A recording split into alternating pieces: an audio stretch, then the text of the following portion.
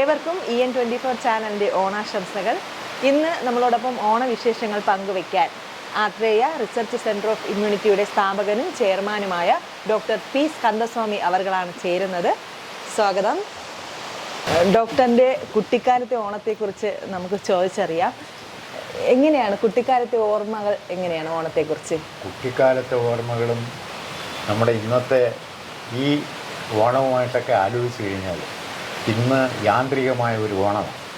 അന്ന് ആത്മബന്ധവും യാഥാർത്ഥ്യവും ഉൾക്കൊള്ളുന്ന ഒരു ഓണക്കാലമായിരുന്നു. കാരണം പരസ്പര സ്നേഹവും ആത്മബന്ധവും വളർത്തിയെടുക്കാൻ മതവൈരം ഇല്ലാത്ത ഒരു കാലഘട്ടമായിരുന്നു. ജാതിക്കോ മതത്തിനോ അതീതമായി എല്ലാ വിഭാഗങ്ങളും ഒരുമിച്ച് കൂടുന്ന ഒരു പ്രത്യേക കാലഘട്ടമായിരുന്നു അത് ശരിക്കും പറഞ്ഞാൽ മധുരിക്കുന്ന ഓർമ്മകളായിരുന്നു. ഇന്നത്തെ ഈ ചുറ്റുപാടിൽ വെറും യാന്ത്രികമായ ഗവൺമെൻറ്റിന് ഓണം ഉണ്ടെങ്കിൽ നാട്ടുകാർക്കുണ്ട്, ആ മോഡലായിട്ടുണ്ട്. അന്ന് ഹിന്ദു, മുസ്ലിം, മറ്റു വിഭാഗങ്ങൾ, ക്രിസ്ത്യൻ വിഭാഗങ്ങളെല്ലാം ഒരുമിച്ച് കൂടുന്ന ദേശീയ ഉത്സവമായിട്ടാണ് ഓണത്തെ കണ്ടിരുന്നത്. ഇന്ന് അങ്ങനെയൊന്നുമില്ല. ഇന്ന് ശരിക്കും പറഞ്ഞാൽ യാന്ത്രികമാണ്. പിള്ളേരൊക്കെ അവരുടെ കമ്പ്യൂട്ടറിലും അവരുടെ മൊബൈലിലും ഒക്കെയാണ് ഓണം ഘോഷിക്കുന്നത്. അവരെ ഒന്നിനും വിളിച്ചാൽ കിട്ടുന്ന ഒരവസ്ഥയിലുമല്ല. സദ്യ പോലുമില്ല. യഥാർത്ഥത്തിൽ ഇന്ന് ചിക്കനിലാണ് സദ്യ ഒരുങ്ങുന്നത്. ആ ചിക്കനിൽ ഒരുങ്ങുന്നതിനനുസരിച്ച് കാലഘട്ടത്തിൻ്റെ മാറ്റം, രോഗികളുടെ എണ്ണവും വർദ്ധിച്ചിട്ടുണ്ട്. ആ ഭക്ഷണശൈലി തന്നെയാണ് അതിനടിസ്ഥാനം. പണ്ട് കാലങ്ങളിൽ ഞങ്ങളുടെ കുട്ടിക്കാലത്ത് ഓണക്കാലം എന്ന് പറയുന്നത് ശരിക്കും പറഞ്ഞാൽ ഉത്സാഹഭരിതമായ ഒരു 10 ദിവസം. അന്ന് റോഡിൽ പന്ത് കളി, അന്ന് ഗ്രൗണ്ടുകളൊന്നും ഇല്ലായിരുന്നു. തലപ്പന്ത് കളിയാണ് ഏറ്റവും പ്രധാനം. ഞങ്ങളൊക്കെ റോഡിൽ ചാടും. അന്നാണ് ഞങ്ങൾക്ക് റോഡിൽ ചാടാനുള്ള ലൈസൻസ് കിട്ടുന്നത് ആ 10 ദിവസം. അല്ലെങ്കിൽ വീട്ടിനകത്ത് കഴിയേണ്ട ആ ഒരു ചട്ടവട്ടമായിരുന്നു അന്ന്. ആ ഓണക്കാലത്ത് കുഞ്ഞുനാളിൽ പുറത്തിറങ്ങിക്കഴിഞ്ഞാൽ സർവ്വ സുഹൃത്തുക്കളും വന്നുകൂടും. ഓരോരുത്തരുടെ കയ്യിലും തലപ്പന്ത്, റബ്ബർ പന്ത്, ബോള്, ചെറിയ ബോള് കാണും. അപ്പോൾ എല്ലാവരും കളിക്കാൻ തയ്യാറാവും. രാത്രി ആയാലും കളി നിർത്തില്ല. അത്ര ഉത്സാഹഭരിതമായിട്ടായിരുന്നു അന്നത്തെ ഓണം. അത് ചില ദിവസങ്ങളിൽ ഈ കുട്ടിയും കോലും കളി രസകരമാണ്. ഇന്ന് കാണാനേ ഇല്ല. കുട്ടിയും കോലും കളിയും കാണാനില്ല. അങ്ങനെയുള്ള ഒരു സംഭവമില്ല. ഇന്നത്തെ പിള്ളേർക്ക് അറിയുമെന്നും അറിയില്ല. അപ്പോൾ ആ മോഡലിലുള്ള ഒരു ഓണക്കാലവും ഇന്നത്തെ ഈ കമ്പ്യൂട്ടറൈസ്ഡ് ഓണക്കാലവുമായി താരതമ്യപ്പെടുത്തുമ്പോൾ ഇന്ന് യഥാർത്ഥത്തിൽ ഓണമെന്ന് പറയുന്നതില്ല. മാവേലി ഒരു സങ്കല്പം. അതിന് മാവേലിയുടെ സങ്കല്പം എന്ന് പറയുന്നത് പല രൂപത്തിലാണ് അദ്ദേഹത്തെ ഇവിടെ പ്രദർശിപ്പിക്കുന്നത്. മാവേലി എന്ന് പറയുന്ന സങ്കല്പ മൂർത്തിഭാവം അന്ന് ശരിക്കും പറഞ്ഞാൽ ജനങ്ങളുടെ മനസ്സിൽ ഏറിയിരുന്ന ഒരു മൂർത്തിഭാവമായിരുന്നു. ഇന്ന് അങ്ങനെയുള്ളതൊന്നുമില്ല. ഇന്ന് കുടവയറും മറ്റേ തൊപ്പിക്കുടയും ഒക്കെ വെച്ചിട്ടുള്ള ഒരു അലങ്കാരമായിട്ടാണ് ഇന്ന് വെച്ചിരിക്കുന്നത്. എവിടെ പോയാലും അത് തന്നെ. ഇന്ന് വലിയ വലിയ കടകളുടെ മുമ്പിൽ ചെന്ന് കഴിഞ്ഞാൽ അവരുടെ പബ്ലിസിറ്റിക്ക് വേണ്ടിയിട്ട് ഇത് തന്നെയാണ് അവർ കാട്ടിക്കൂട്ടുന്നത്. പക്ഷേ ഇതിൻ്റെ ഈ ഓണത്തിൻ്റെ പ്രത്യേക ആശയമോ അർത്ഥമോ ഉൾക്കൊള്ളാൻ പോലും ഇന്നത്തെ തലമുറ തയ്യാറല്ല. അത്രത്തോളം വികൃതമാക്കി വെച്ചിരിക്കുകയാണ് ഓണത്തെ എന്നാണ് എനിക്ക് പറയാനുള്ളത്. ഇന്നത്തെ ചുറ്റുപാടിൽ പഴയ ഓണക്കാലമല്ല അത്. ശരിക്കും പറഞ്ഞാൽ ആഘോഷിക്കേണ്ടതിനാണ്, അത് ആഘോഷമായിരുന്നു. ഇന്നത് പോയി. അതിൽ നിരാശയുണ്ട്, ദുഃഖമുണ്ട്. നമ്മളാരും വിചാരിച്ചാലും നടക്കില്ല. അത് പ്രകൃതിദത്തമായി കിട്ടിയ ശാപമായിട്ട് മനസ്സമാധാനപ്പെടാനേ പഴമക്കാർക്ക് കഴിയും. വീട്ടിലെങ്ങനെയാണ് ഓണ ഒരുക്കങ്ങൾ? ഓണമൊരുക്കങ്ങളെന്ന് പറയുന്നത് അന്ന് ശരിക്കും പറഞ്ഞാൽ സദ്യയാണ് ഏറ്റവും പ്രധാനം. അത് ഫുൾ വെജിറ്റേറിയൻ ആയിരിക്കും. 1, 2, 3 പായസം എന്തായാലും കാണും, പല വെറൈറ്റികൾ. അന്നത്തെ ആ ഭക്ഷണം ചെയ്തതിൻ്റെ ചിന്തിച്ച് കഴിഞ്ഞാൽ രസകരമാണ്. ഇപ്പം ഞങ്ങളുടെ വീടിനെ സംബന്ധിച്ച് ഞങ്ങൾ 6 അംഗങ്ങളാണ് വീട്ടിൽ. മക്കളായിട്ട് 6 പേര്. ഇപ്പോൾ 6 പേരും അച്ഛനും അമ്മയും ഞങ്ങളെല്ലാവരും ഒരുമിച്ചാണ് ഇരുന്ന് ഭക്ഷണം കഴിക്കുന്നത്. ആ സമയത്ത് ഞങ്ങൾ പരസ്പരം കളിയാക്കാറുണ്ട്. പായസം വിളമ്പുമ്പോൾ ഒരാൾ കൈകുത്തിയിരുന്ന് പായസം അടിക്കുമ്പോൾ പറയും, മറ്റേ അടുത്തിരിക്കുന്ന ആൾ പറയും, അതാ എല്ലിൻ്റെ ഇടയെ കയറ്റാൻ വേണ്ടിയിട്ടാണ് കൂടുതൽ കഴിക്കാൻ വേണ്ടിയിട്ടാണ് ഈ പണി കാണിക്കുന്നതെന്നൊക്കെ പറഞ്ഞ് കളിയാക്കാറുണ്ട്. അങ്ങനെ രസകരമായ ഒരു അനുഭവമാണ് അന്നത്തെ ഓണക്കാലം. ഇന്ന് എല്ലാവരെയും ഒരുമിച്ച് കിട്ടാറില്ല. ഇന്നത്തെ പ്രത്യേകത അതാണ്. എല്ലാവരെയും ഒരുമിച്ച് കൂടിയിരുന്ന് കഴിക്കണമെന്ന് വെച്ചാൽ കിട്ടില്ല. ആരെങ്കിലും ഒരാളെങ്കിലും മിസ്സിങ് ആവും. അപ്പം ഈ അന്നത്തെ രസവും അന്നത്തെ ആ ജാള്യതയൊന്നും ഇന്നത്തെ ഓണത്തിനില്ല. ഒറ്റയ്ക്ക് ചിലപ്പോൾ ഇരുന്ന് കഴിക്കേണ്ട ഗതികേട് വരെ വരാറുണ്ട്. അപ്പം അതാണ് ഇന്നത്തെ ആ ശൈലി, ഇന്നത്തെ സംസ്കാരം. അതെന്തോ അങ്ങനെയായി. കൂട്ടുകാരോടൊപ്പം ഒത്തിരി കളികളുണ്ടല്ലോ. അപ്പൊ ഇന്നത്തെ സംബന്ധിച്ച് അന്നത്തെ കളികളെ കുറിച്ച് നമുക്ക് കൂടുതലായിട്ട് അറിവില്ല. അതിനെ കുറിച്ചൊന്ന് പറയാമോ? അന്നത്തെ കളി എന്ന് പറയുന്നത് അല്പം പ്രായമുള്ളവരൊക്കെ കൂടെ വളഞ്ഞിരുന്നിട്ട് ചീട്ട് കളിക്കും. ചീട്ട് കളിച്ചിട്ട് ഈ ചെവിയിൽ താലി തൂങ്ങുന്ന മാതിരി ഈ കൊച്ചിങ്ങ, നമ്മുടെ തെങ്ങിൽ നിന്ന് എടുക്കുന്ന ചെറിയ മച്ചിങ്ങ എടുത്ത് ഈർക്കിൽ കോർത്ത് തോക്കുന്ന ആളിൻ്റെ ചെവിയിൽ കയറ്റും. അപ്പോൾ അത് 2, 3, 4 എണ്ണമൊക്കെ ആയിരിക്കും ഒരാൾ തൂക്കിയിട്ട് ഇരുന്ന് കളിക്കുന്നത്. അതൊക്കെ കാണാൻ ഭയങ്കര രസമാണ്. അതാണ് അന്നത്തെ ആ ഒരു പ്രത്യേക കളി എന്ന് പറയുന്നത്. അതാണ് അന്ന് പ്രായമുള്ളവരൊക്കെ അവരെ വീടുകളിൽ വരാന്തകളിലൊക്കെ ഇരുന്ന് ഇത് പരസ്യമായിട്ട് കളിക്കും. അന്ന് പോലീസുകാർക്കും പൈഷമ്യമില്ല. ചീട്ട് കളിക്കുന്നു എന്ന് പറഞ്ഞിട്ട് അവർ ഭീഷണിപ്പെടുത്താറില്ല. ആ 10 ദിവസം അവർക്ക് സ്വതന്ത്രമായിട്ട് ചീട്ട് കളിക്കാൻ പറ്റും. അതാണ് അന്നത്തേത്. പിന്നെ ഈ തെങ്ങിലൊക്കെ തൂണ് കെട്ടിയതും കമുകിൻ്റെ ഇത് കെട്ടിവെച്ചിട്ട് അതിൻ്റെ ഉയരെ കയറിയിരുന്നിട്ട് പരസ്പരം തലയണയ്ക്കടിച്ച് താഴെ ഇടുന്ന ഒരു സംവിധാനം ഉണ്ടായിരുന്നു, ഒരു കളിയുണ്ടായിരുന്നു. അങ്ങനെയൊക്കെ അന്നുണ്ടായിരുന്നു. പക്ഷേ ഇന്ന് കാണാനില്ല, അന്യം നിന്ന് പോയതുപോലെയാണ്. അതുപോലെ കുട്ടിയും കോലും കളി, കബഡി കളി ഇന്നും ഉണ്ട്, അന്നും ഉണ്ടായിരുന്നു. പിന്നെ നമ്മുടെ കൃഷിയിടങ്ങളിലൊക്കെ ചിലപ്പോൾ ഈ പോത്തന്മാരെയും കാളകളെയൊക്കെ കൊണ്ടിട്ട് മത്സരിപ്പിക്കും, ഓട്ടം.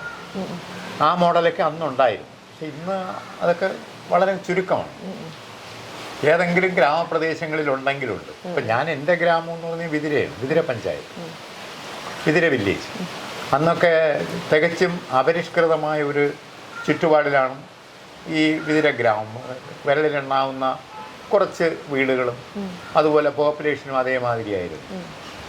അന്നൊക്കെയാണെങ്കിൽ സ്കൂളിൽ പഠിച്ച് SSLC കഴിഞ്ഞാൽ ഗ്രാമം മുഴുവനും അറിയും ആരെങ്കിലും പാസ്സായിട്ടുണ്ടെങ്കിൽ.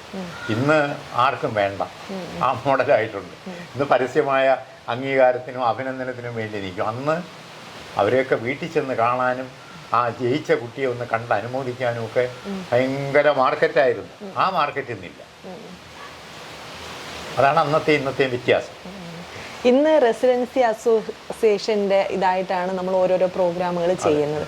അന്ന് അങ്ങനെ നാട്ടുകാർ കൂടി അങ്ങനെ എന്തെങ്കിലുമൊക്കെ പ്രോഗ്രാംസ് ചെയ്യാറുണ്ടോ? യഥാർത്ഥത്തിൽ അന്നത്തെ നാട്ടുകാർ കൂടിയിട്ട് ഉറിയടിയും മറ്റ് പരിപാടികളും ഒക്കെ ഈ ഓണക്കാലത്ത് നടത്തിയിരുന്നു. പക്ഷെ അന്നത്തെ ആ ഒരു അപ്രോച്ച് അല്ലെങ്കിൽ ആ ഒരു ഐശ്വര്യം ഇന്നുണ്ടാവുന്നില്ല.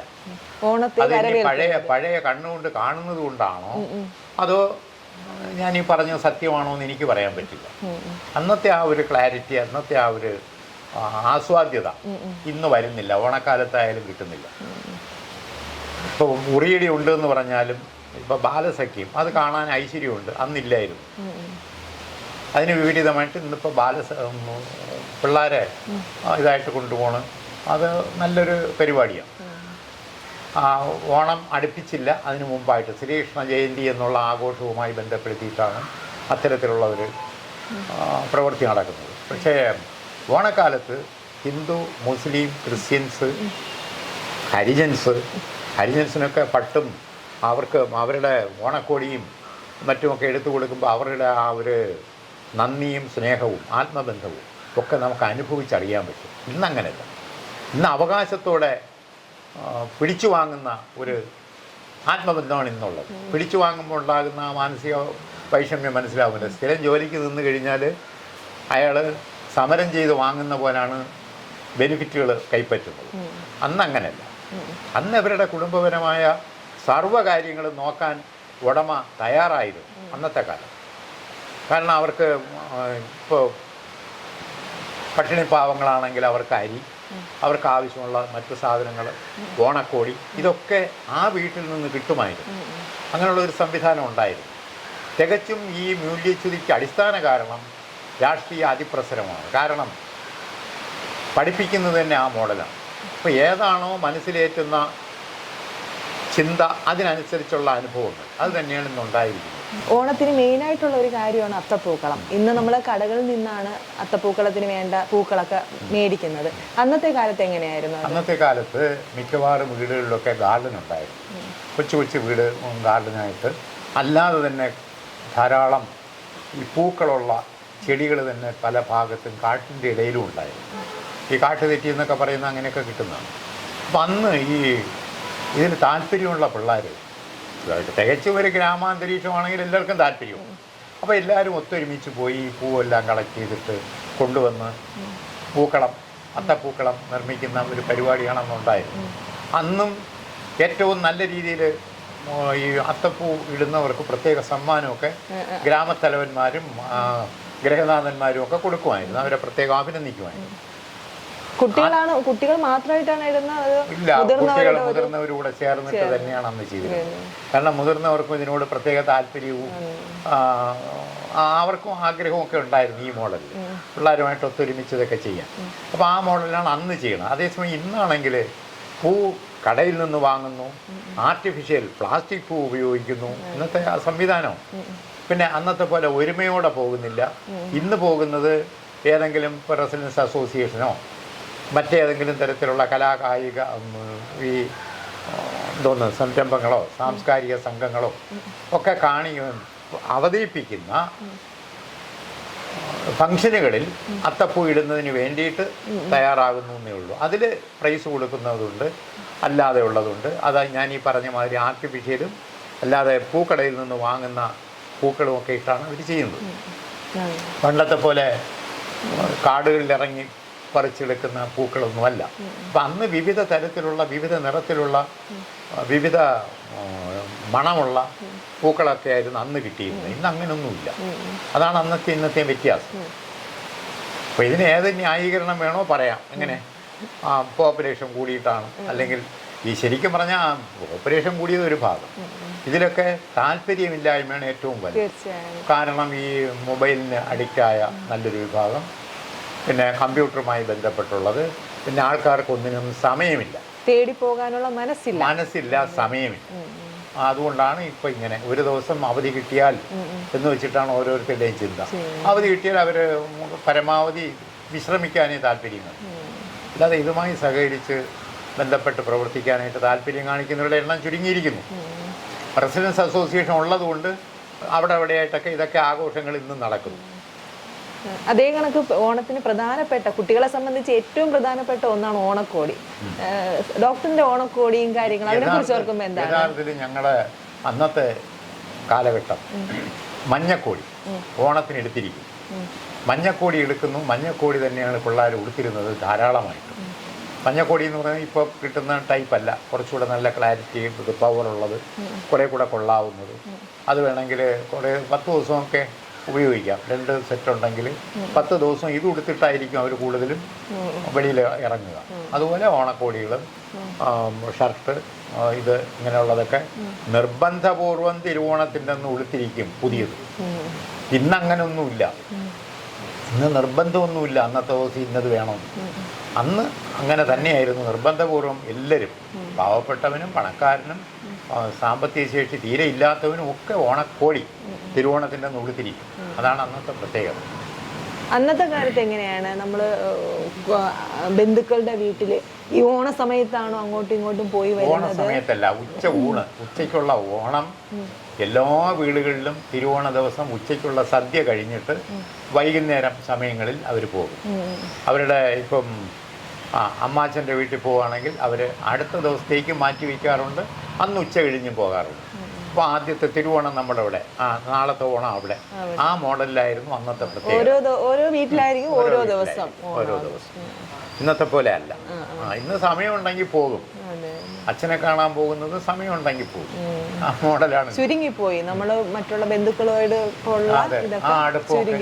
ചുരുങ്ങി. അന്നത്തെ കാലത്ത് ഒരുപാട് സാംസ്കാരിക സമിതികളുണ്ട് കുട്ടികൾക്കുള്ള കലാവാസന ഉയർത്തിക്കൊണ്ടുവരാൻ വേണ്ടി. നാടകം അതുപോലെയുള്ള പ്രോഗ്രാമുകളായിരിക്കും കൂടുതൽ അന്നത്തെ കാലത്ത് ഓണത്തിന് ഉണ്ടാവുക. അന്നത്തെ ആ ഒരു ഓർമ്മ എങ്ങനെയാണ്? തീർച്ചയായിട്ടും അന്ന് നമ്മുടെ ഗ്രാമപ്രദേശങ്ങളിൽ കൊച്ചു കൊച്ചു കലാ സാംസ്കാരിക കേന്ദ്രങ്ങൾ തന്നെ ഉണ്ടായിരുന്നു. വായനശാലകളുണ്ടായിരുന്നു അന്ന്. ഇന്നില്ല എന്നല്ല, ഇന്നും അതേമാതിരി ഉണ്ട്. പക്ഷേ ആ മോഡലല്ല ഇന്നത്തേന് മാറ്റം വന്നു. അന്ന് അത്തരത്തിലുള്ള ഈ കലാ സാംസ്കാരിക വേദികളിൽ അന്ന് നാടകം ഏറ്റവും പ്രധാനപ്പെട്ട ഒരു ഓണാഘോഷ പരിപാടിയിൽപ്പെട്ടതാണ് നാടകം. മിക്കവാറും ഗ്രാമങ്ങളിൽ അതിനുള്ള ഒരു ചട്ടക്കൂട് ഒതുക്കിയിട്ട് കുറേ പേര് അതിനു വേണ്ടി തയ്യാറാകുന്നു. അതുപോലെ തന്നെ കൊച്ചു കൊച്ചു കലാ സാംസ്കാരിക മത്സരങ്ങൾ അന്നുണ്ടായിരുന്നു. അതിലൊക്കെ അത് വെറും മത്സരമായിട്ടല്ല, പരസ്പര ബന്ധത്തോടെ, ആത്മബന്ധത്തോടെ, പരസ്പര സ്നേഹത്തോടെ നടത്തിയിരുന്നത്. അതേസമയം ഇന്ന് ജഡ്ജസിനെ വെച്ചിട്ട് ചെയ്യുന്ന പരിപാടികളാണ് ഇന്ന് കൂടുതലും. അതുമാതിരി ജഡ്ജസിനെ സ്വാധീനിക്കാൻ കഴിയുന്ന ഒരു വിഭാഗം ഉണ്ടെങ്കിൽ അവർക്ക് ആണ് സമ്മാനം കൊടുത്തു എന്ന് പറഞ്ഞിട്ട് വിപ്ലവം ഉണ്ടാക്കുന്ന ഒരു രീതി. ഇതൊക്കെയാണ് ഇന്നത്തെയും അന്നത്തെയും തമ്മിലുള്ള വ്യത്യാസം. അന്ന് വിപ്ലവമില്ല ഇതേമാതിരി. അതുപോലെ ജഡ്ജസ് എന്ന് പറയുന്നവർ അവരെടുക്കുന്ന തീരുമാനമായിരിക്കും കറക്റ്റ്. അന്ന് ഇതേമാതിരി ജഡ്ജസും ഇല്ലെന്ന് വേണം പറയാൻ. കാരണം മത്സരരംഗത്ത് അവർ മത്സരിക്കുന്നതായിട്ട് അവർക്ക് തോന്നില്ല, പ്രൈസ് വാങ്ങുന്നതായിട്ടേ തോന്നും ജയിച്ചവർക്ക്. അതിൻ്റെ പേരിലൊരു പിണക്കമോ ഒരു കലാപമോ ഉണ്ടാകുന്നില്ല. ഇന്ന് അതിന് വിപരീതമായിട്ട് ഇന്ന് ആ രീതിയിലുള്ള പലതും സംഭവിച്ചുകൊണ്ടിരിക്കുന്നു. അതുകൊണ്ട് ഇത് പഴയ ആത്മബന്ധം വളർത്തിയെടുക്കുന്ന രീതിയിലുള്ള ഓണാഘോഷങ്ങളാണ് ഇപ്പോൾ നടക്കുന്നു എന്ന് ഒരു കാരണവശാലും എന്നെപ്പോലുള്ളവർക്ക് പറയാൻ കഴിയില്ല. അതാണ് അന്നത്തെ ഇന്നത്തെ വ്യത്യാസം. അന്ന് പുലികളി ഇതൊക്കെ നാടൻ കലകളിൽ പെടുത്തിയിട്ടാണ് അന്ന് പറയുന്നത്. പുലികളിയുണ്ട്. പിന്നെ ഈ നെല്ല് തന്നെ വയലെല്ലാം അറുത്ത് കഴിഞ്ഞ് ഈ നെല്ല് കൊണ്ട് തന്നെ ചാത്തനെ ഉണ്ടാക്കി കളിക്കുന്ന ഒരു പരിപാടി ഉണ്ടായിരുന്നു. അതൊന്നും ഇന്നില്ല. ഇന്ന് നെൽകൃഷി പോലും ഇല്ല. ഉണ്ടെങ്കിലില്ല അതൊക്കെ ഉണ്ടാവും. അപ്പോൾ ആ മോഡലാണ് അന്നത്തെ ഇന്നത്തെ വ്യത്യാസം. ഇന്നത്തെ കണക്ക് മായമില്ലാത്ത ഭക്ഷണമായിരുന്നു അന്നത്തെ കാലത്ത് നിന്ന് കേട്ടിട്ടുണ്ട്. തീർച്ചയായും.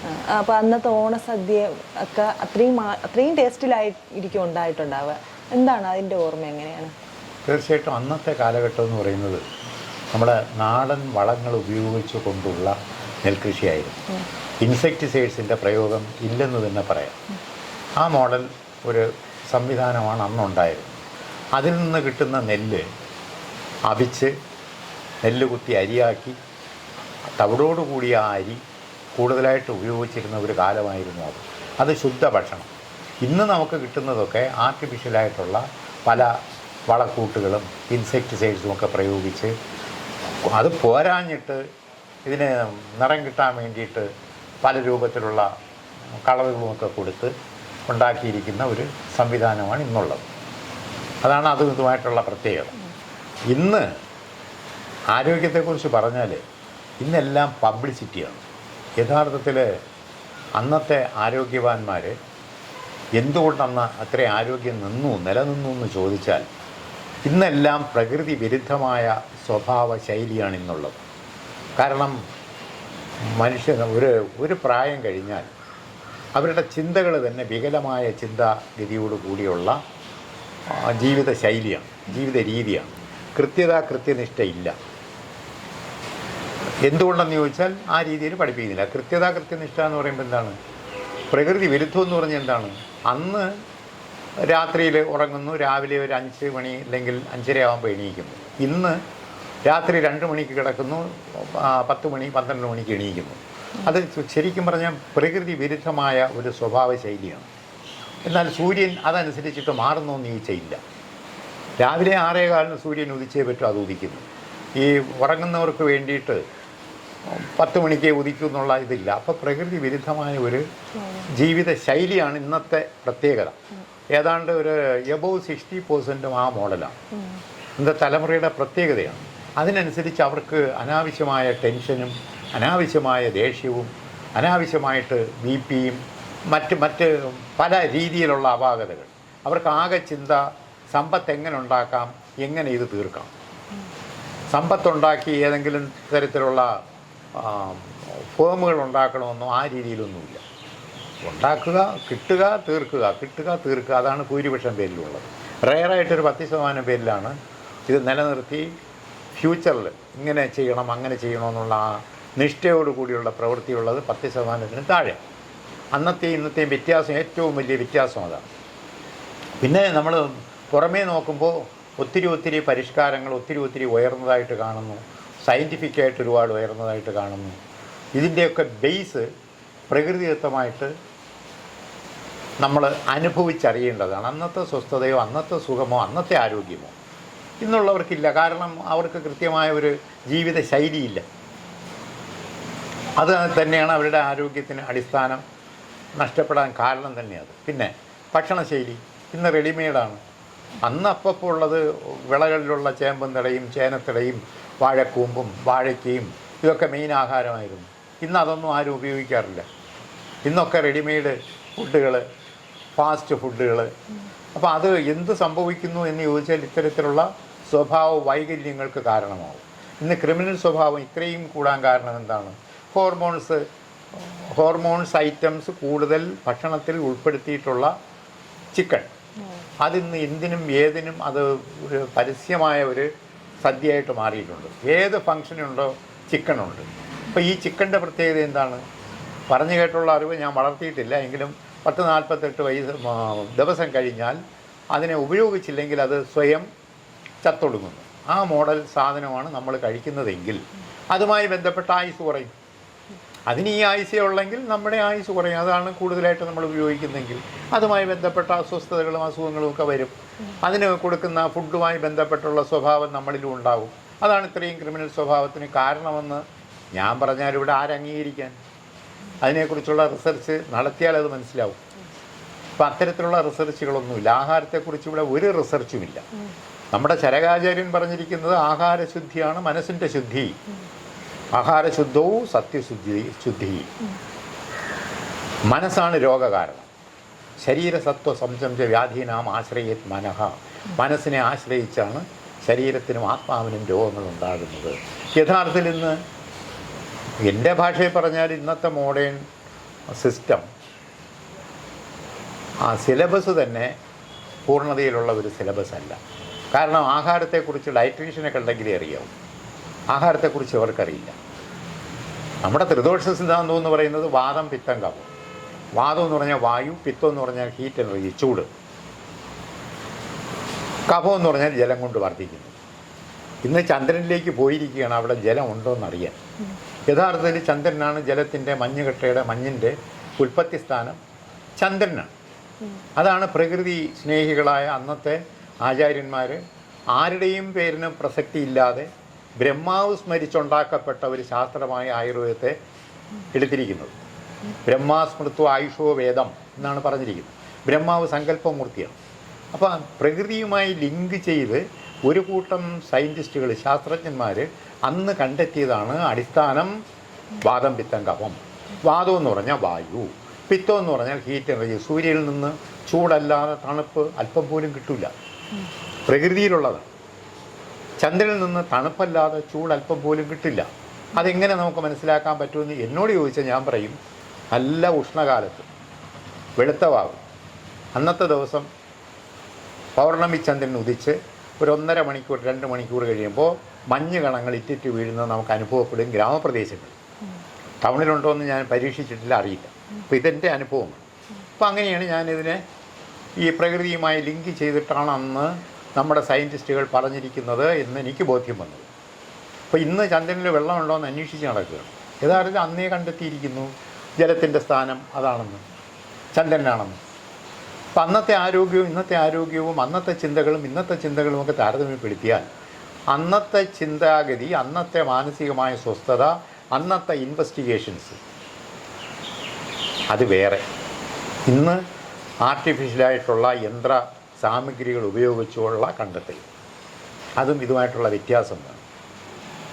ഇൻഡിവിജ്വലായിട്ടൊരാളിന് ഇന്ന രീതിയിലാണ് എന്ന് പറയാനുള്ള എന്തോന്നില്ല.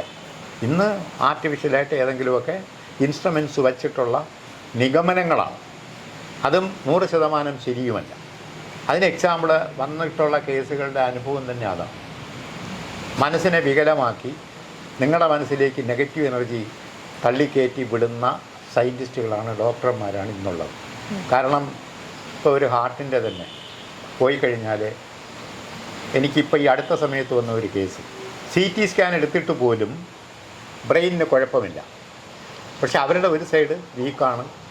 കൈയുടെ ഈ മണിബന്ധ സന്ധിയുടെ ഭാഗം ഒരു ഉപയോഗവും ഇല്ലാത്ത അവസ്ഥയിൽ വന്ന ഒരു നഴ്സ്, അതും ഡിപ്പാർട്ട്മെൻറ്റിലുള്ള നഴ്സ്, ഏതാണ്ട് 2 മാസം 2.5 മാസം മെഡിക്കൽ കോളേജിൽ CT സ്കാനും ഒക്കെ എടുത്തിട്ടും ഇതിൽ കുഴപ്പമില്ല എന്ന് പറഞ്ഞ് അവർക്ക് ഈ വലത് കൈ കൊണ്ട് മൂവ് ചെയ്യാൻ പറ്റാത്ത രീതിയിൽ അവസാനം ആരോ പറഞ്ഞിട്ട് എൻ്റെ മുമ്പിൽ വന്ന് ഞാൻ നോക്കിയപ്പോൾ ഇവർക്ക് സ്ട്രോക്കിൻ്റെ ആരംഭമാണ്, അവർക്ക് ഹാർട്ടിനാണ് കുഴപ്പം. എൻ്റെ നാഡീ പരീക്ഷയിലൂടെ ഞാൻ കണ്ടെത്തിയത്. ചോദിച്ചപ്പോൾ ആ സിംറ്റംസൊക്കെ അവർക്കുണ്ട്. സംസാരശേഷി വരെ ക്ലിയർ അല്ല.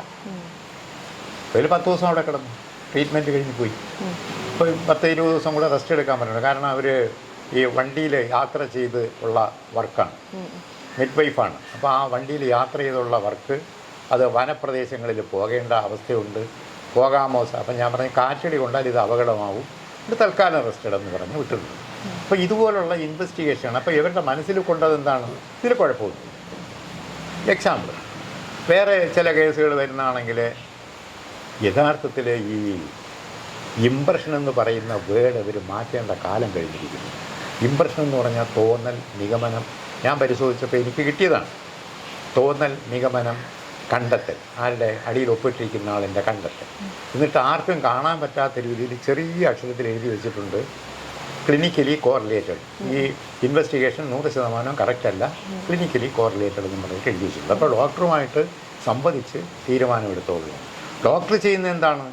ഈ ഇംപ്രഷൻ എന്ന് പറയുന്ന വേർഡിൻ്റെ അടിയിൽ എഴുതിയിരിക്കുന്നതിൽ ഏതിലെങ്കിലുമൊക്കെ വരച്ചിട്ട് നിങ്ങൾക്കിതാണ് കുഴപ്പം, ഇത് ഫ്യൂച്ചറിൽ ഇങ്ങനെ ആവും എന്നൊക്കെ പറഞ്ഞ് മനസ്സിൽ ആ എനർജി ഇടിച്ച് കയറ്റി വിടുകയാണ്.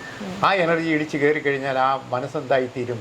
അതുമായി ബന്ധപ്പെട്ട ചിന്തകളെ കൊണ്ട് ഒടുവിൽ ആ രോഗിയായിട്ട് അതേ രോഗിയായിട്ട് മാറും ചികിത്സിക്കാതിരുന്നാൽ. അല്ലെങ്കിൽ ഈ അബദ്ധത്തിൽ ചെന്ന് അബദ്ധ ചികിത്സ, അതിനെ ഞങ്ങളുടെ ഭാഷയിൽ അശുദ്ധമായൊരു ചികിത്സയ്ക്ക് വിധേയമായി ഒന്നിനു പകരം പല രോഗങ്ങളായിട്ട് ജീവിക്കേണ്ട അവസ്ഥയിലേക്ക് ചെന്നെത്തുന്നു. അതാണ് എൻ്റെ ഇതുവരെയുള്ള ചികിത്സാ അനുഭവങ്ങളിൽ എനിക്ക് കിട്ടിയത്.